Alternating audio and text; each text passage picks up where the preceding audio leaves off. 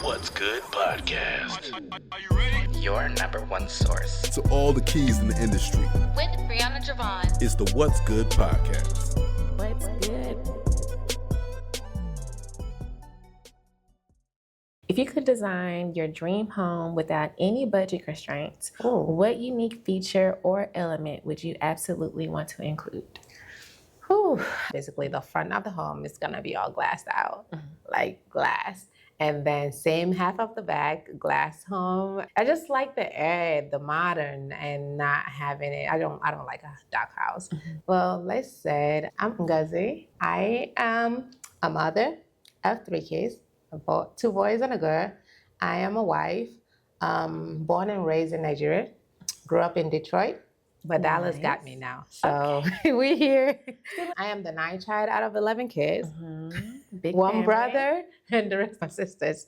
So I have a big family. You can never have enough land. That's one thing my dad, like every dollar he get, he buys land. Cause like my dad don't buy, he's not like a car person. And I remember like, I'm not sure which of my siblings asked him that like, can you get a new car? Cause he had like 2, 3 other cars, but it wasn't flashy. Gotcha. So my dad was like, no, they'll still work. If this is not working, I'll move to the next one. Both of them work. So if this is getting fixed, I will drive this car. If I need anything, if I buy this land, it's gonna stay the same value or higher. But the car doesn't appreciate. It's gonna depreciate. It depreciate. But my lands always appreciate. He's like, if I ever need money, instead of me going to borrow money, I'll sell one of my land. And I'll sell it more than that. I read about it. I just sit around and I look up houses for no reason. It's just, really? Yeah.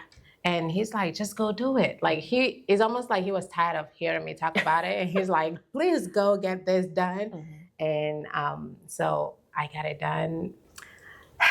No, I don't, because my dad passed away before I could actually make it out here. And So, he's still here with, like we was talking about earlier, he's Yeah, still here in spirit. definitely. So I'm sure he's absolutely proud of everything that you've been doing.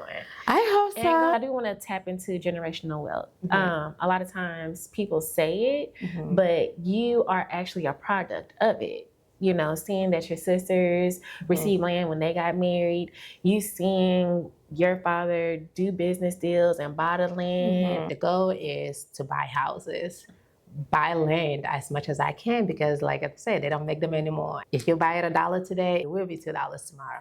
I don't care what is happening. I don't care if you run out of gas, we ain't touching that dollar in that account. But even if we didn't save enough, we can sell one house for our retirement. Do the first investment. It doesn't have to be your dream home. And that's what I always tell people.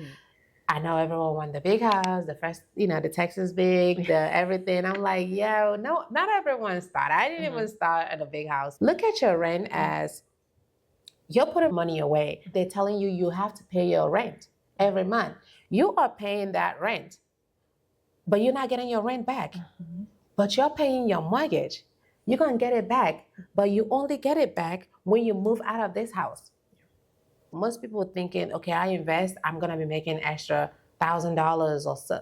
Depending on how much you're putting down, depending on what comes with the house, you might only be making $200 for a start. That's crazy, because that at that point, you're not realizing, but it's just a stepping stone to what's next. Real estate changes by the day. Yeah, that's true. How do you stay afloat with all the information, all the resources to make sure that your clients are taken care of?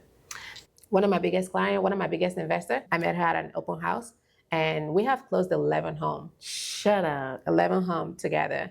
We're actually currently under contract on our 12th home right now. And she gave me my first $1 million closing.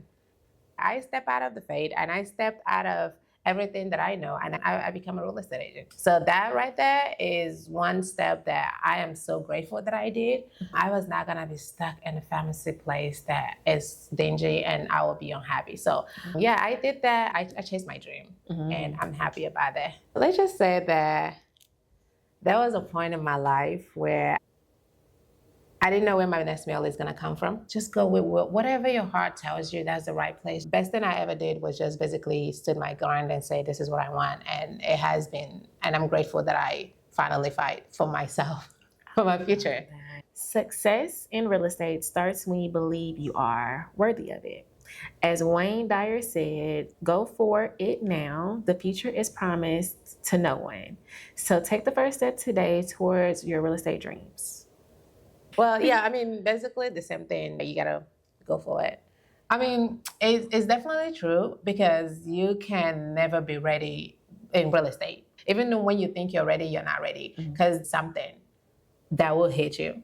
So the quote is basically explained everything. Just go whenever your thought says you're ready. Yes, you can prepare for other stuff, but if you can get your foot in, get your foot in. Once you get your foot in, you constantly learn. Even me, every day I learn. I'm always open to learning. I don't care who you are, I will learn from you.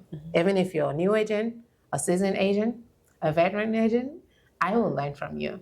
Real estate, always be open-minded to learn and go when you know, like, I wouldn't say when you're ready, but once you think about it, go for it. Don't wait for it. Don't wait. That was cute.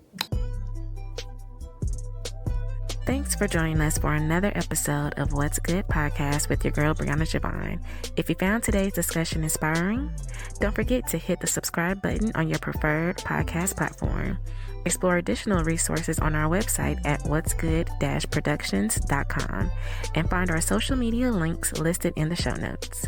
Stay tuned for more captivating stories ahead. Until next time, stay blessed and keep uplifting your community.